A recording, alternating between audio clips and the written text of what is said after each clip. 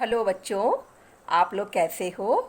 बच्चों, पार्ट 3 आगे जी के जीवन परिचय के विषय में अभी मैं आप लोगों को एक वीडियो पोस्ट की हूँ। अब इनकी लिखी हुई कविता का शीर्षक है यह दीप अकेला। उसके विषय में जानेंगे, उसके विषय में आप लोगों को बताऊंगी। तो बच्चों, सबसे पहले हमें कविता यह दीप अकेला इसके विषय में जानना है कि यह दीप अकेला जो कविता है इसमें कवि ने क्या बात बताई है। इसका कविता का परिचय मैं आप लोगों को बताऊंगी।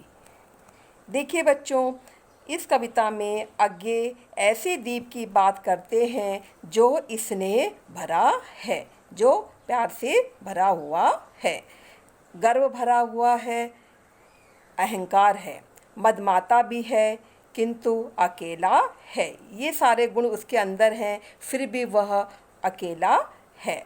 अहंकार का मद हमें सपनों से अलग कर देता है। बच्चों, जब किसी के अंदर अहंकार आ जाता है तो वह सबसे पहले अपनों से वह अलग अपने आप को अलग कर देता है। कवि कहता है कि इस अकेले दीप को भी पंक्ति में शामिल कर दो। इसमें कवि ने एक दीपक के माध्यम से यह बताने की कोशिश की है कि किस प्रकार दीपक के अंदर अहंकार की भावना भरी हुई है। इतना सब कुछ होने के बाद भी वह और दीपों की पंक्तियों से अलग है। वह कवि कहता है कि इस अकेले दीप को भी पंक्ति में शामिल कर लो। पंक्ति में शामिल करने से उस दीप की महत्ता एवं सार्थकता बढ़ जाएगी। अगर हम उसे पंक्ति में शामिल कर लेंगे तो उसका महत्व बढ़ जाएगा।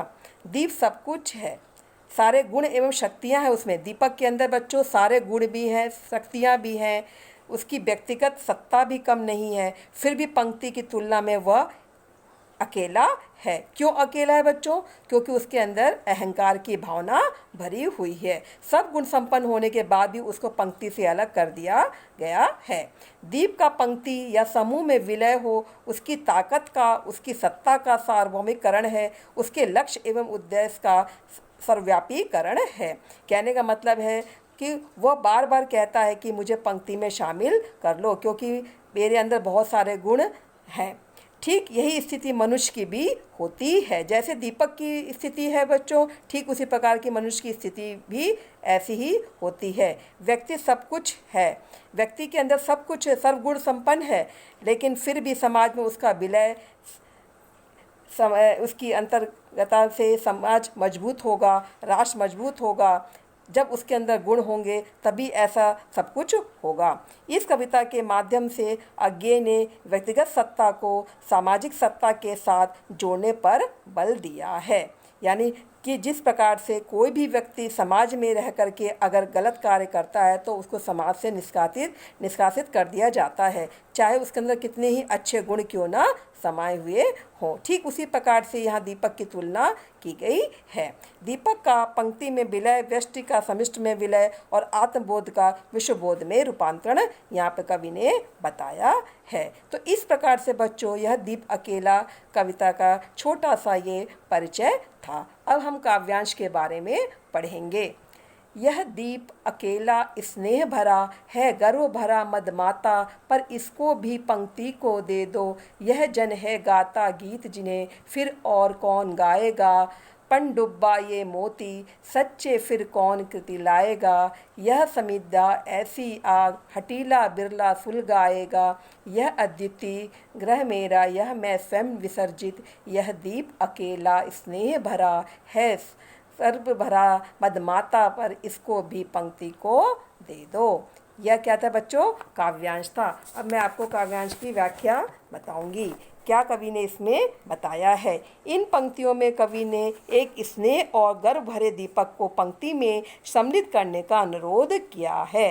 बार बार अनुरोध करते हुए कह रहा कवि कि इस जो दीपक स्नेह से भरा है, गर्व से भरा है, उसको भी पंक्ति में शामिल कर लो क्योंकि उसमें बहुत सारी शक्तियाँ हैं, वह सर्वगुण संपन्न है, फिर भी वह अकेला है। दीप के माध्यम से कवि ने व्यक्तिगत सत्ता को सामाजिक सत्ता के साथ जोड़ने का आह्वान किया है। कवि कहता है कि यह दीपक अकेला है, यह स्नेह से भरा हुआ है, गर्व से भरा हुआ है और मदमाता भी है, अर्थात अहंकार की मस्ती में वह चूर है, फिर भी यह अकेला है। इतना सर्वगुण होने के बाद भी वह अकेला है।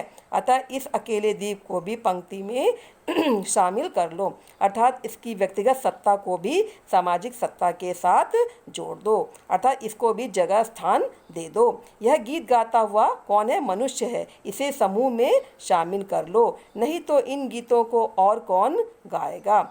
यह जल में गोते लगाने वाला ऐसा गोताखोर है जो सच्चे मोती निकाल करके लाता है। बच्चों, समुद्र में गोताखोर होते हैं जो कि वहाँ अंदर जा करके बहुत अच्छे अच्छे रत्न को लेकर के बाहर आते हैं। इसे साथ ले लो, नहीं तो कौन कुशल व्यक्ति उन सच्चे मोतियों को ढूंढ करके लाएगा। अर्थात इसे समाज में सम्मिलित कर लेने से समाज लाभान्वित होगा, यानी समाज को लाभ मिलेगा। यह यज्ञ की हवन सामग्री है। दीपक किसके समान बताया गया है? यज्ञ की हवन सामग्री के समान बताया गया है। ऐसी प्रज्वलित अग्नि कोई भी नहीं कर सकता, मतलब यह दीपक ही कर सकता है, अर्थात इसके जैसा कोई दूसरा नहीं है। यह मेरा है, इसके अंदर यह भाव भरा हुआ है, परंतु यह स्वयं अपने अहं का त्याग भी किए हुए है और बार बार अनुरोध कर रहा है कि मुझे इस पंक्ति में शामिल कर लो। यह बच्चों काव्यांश का छोटी सी व्याख्या थी। मुझे उम्मीद है कि आप लोगों को समझ में आ गया होगा।